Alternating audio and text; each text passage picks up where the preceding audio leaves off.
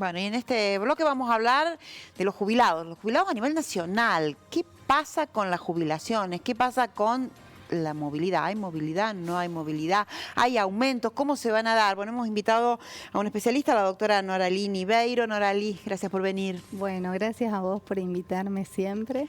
Contanos, porque te entrevistamos a fines del año pasado, Sí. cuando había más hipótesis que realidad, que aprobaciones. Sí. Contanos ahora en qué situación. Bueno, la realidad es que en el nuevo marco, digamos, de la sanción de la Ley de Solidaridad Social, hubo algunas modificaciones en materia previsional y una de ellas fue la suspensión de la movilidad jubilatoria por 180 días.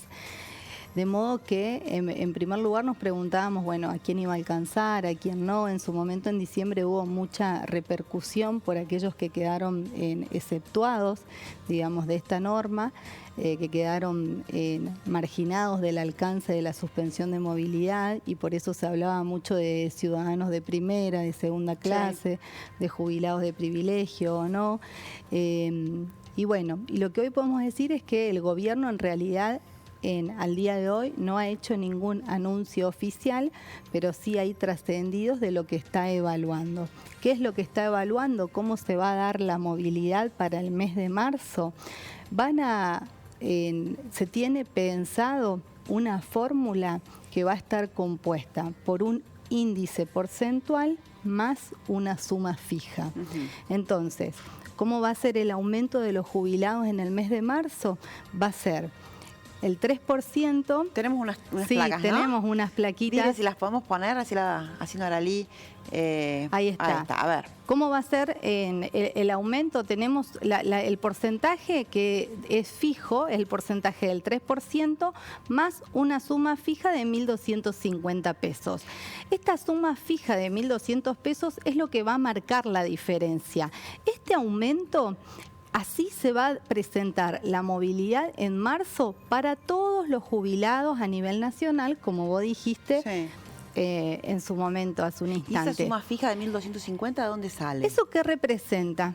Esta es una suma fija discrecional. Por eso ahora vamos a ver que cómo repercute esta suma fija. ¿Por qué? Porque cuanto más elevado es el haber, menor es el aumento. Por eso en marzo vamos a tener aumentos que van a ir del prácticamente aproximadamente 12% al 4,2%. En esta plaquita nosotros vemos a quienes abarca, en realidad abarca a el 70% de los jubilados, a digamos 7 millones, el aumento abarca a todos los jubilados. Sí. Pero ¿qué es lo que pasa? Los de la mínima, que los que cobran el haber mínimo representan aproximadamente un 70% de los jubilados, son los que van a tener un aumento muy parecido al que hubiesen tenido de no haberse suspendido la ley de movilidad. Entonces, abarca a los jubilados, abarca a los beneficiarios de la pensión universal de adulto mayor, que son los de la PUAM, que cobran el 80% del haber mínimo, a las pensiones contributivas, estas son pensiones por fallecimientos, y a las pensiones no contributivas, que cobran el 70% del haber mínimo.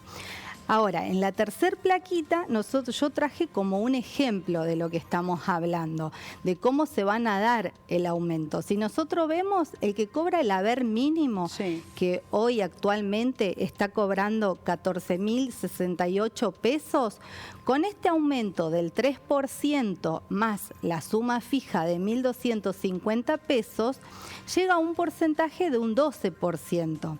Si nosotros evaluamos esa misma fórmula, sí, para un haber de 30.000 pesos, vemos que en realidad el aumento es de un 7%. ¿Por qué? Porque el 3% más la suma fija son 2.150 pesos y le correspondería en realidad 3.600 pesos. Y así vamos viendo cómo en cuanto más haber cobra el jubilado, menor es el aumento que recibe. ¿Por qué? Porque la suma fija de 1.200 pesos es la que marca la diferencia. No es lo mismo 1.200 pesos en un haber máximo, que hoy es de 103.000 pesos, a el 1.200 pesos más el 3% en un haber mínimo. ¿Sí?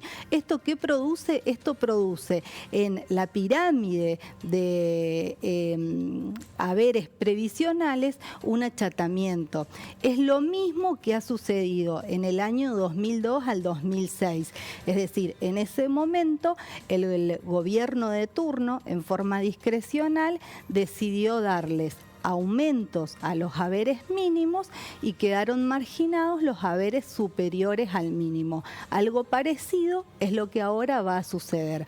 Vos fijate cómo en la última placa nosotros podemos observar un haber máximo que va a recibir un aumento total del 4,2, y si nosotros lo enfrentamos al haber mínimo, que va a recibir un aumento casi del 12%, el mismo jubilado recibe un 8% menos. Claro. ¿Sí? La tenemos es en la decir, última placa, a ver, para... esto es discrecional, es injusto, es inconstitucional. Si uno se pone a pensar, las personas que más perciben, que mayores son sus haberes jubilatorios, son porque... Esas pedías, ¿no? Claro, son porque más han contribuido en el sistema previsional. Entonces son los que más se han esforzado. Por ende terminan siendo castigados.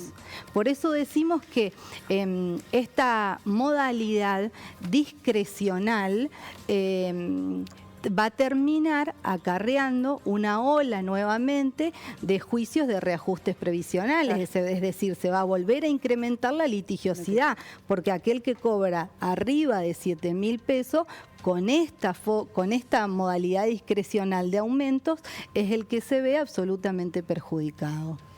Noralí, muchas gracias por tu claridad. Gracias a vos por invitarme. Cierre comercial.